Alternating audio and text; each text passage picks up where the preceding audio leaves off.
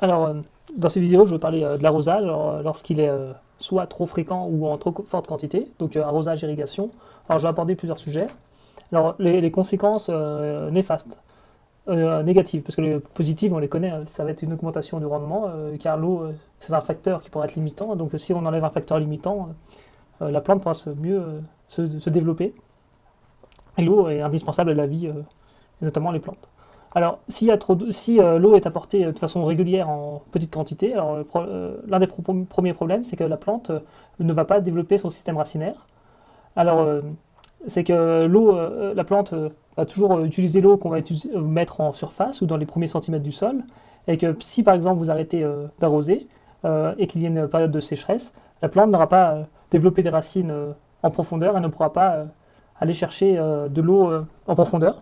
Donc, c'est pour ça qu'il y a une stratégie soit apporter peu d'eau régulièrement n'est pas forcément la meilleure stratégie, car le système racinaire ne va pas se développer. Alors il est parfois mentionné d'apporter de l'eau, pas forcément le plus régulièrement, mais à période un peu plus espacée, mais en plus grande quantité, et de bien pailler ses cultures, ses productions.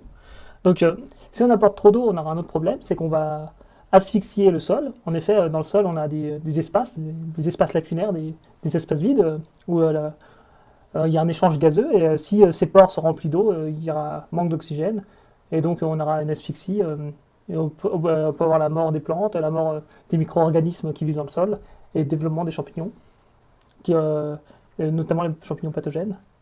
C'est là les maladies cryptogamiques, donc les champignons, ils se développent surtout en milieu humide, ils ont besoin d'eau, et donc dans les nombreuses maladies cryptogamiques, on peut avoir le mildiou de la tomate ou des autres maladies sur les céréales ou les autres plantes.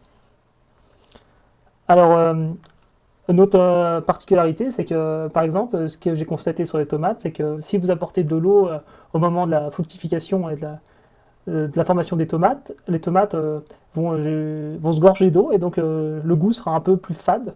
Donc c'est pour ça que j'évite de mettre des arrosages trop importants lorsque je vais consommer les tomates, pour éviter d'avoir des plantes un peu gorgées d'eau.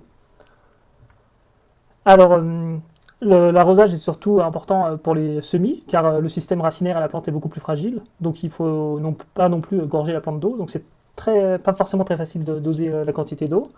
Donc c'est surtout là il faudra arroser. Alors, l'arrosage en plein été va favoriser la minéralisation des éléments organiques, car l'été, normalement, il y a peu de quantité d'eau. Et si on apporte de l'eau, il y aura une augmentation de la minéralisation de la matière organique. C'est pas forcément une bonne chose, car la matière organique n'est pas forcément importante en moyenne dans les sols. Et elle est souvent en recul, en déclin. Euh, Si on a un apport d'eau du robinet ou de nappe phréatique, on va apporter des éléments minéraux. Donc par exemple du sel, NaCl.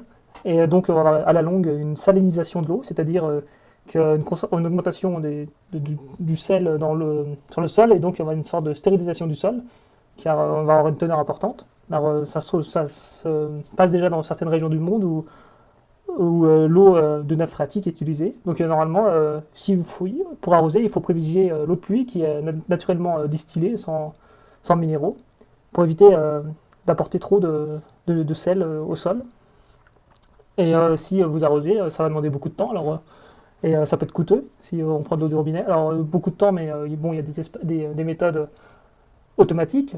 Bon, la plupart du temps, elles sont assez chères et parfois, elles ne sont pas forcément au point. Et donc, c'est pour ça qu'il faut limiter les arrosages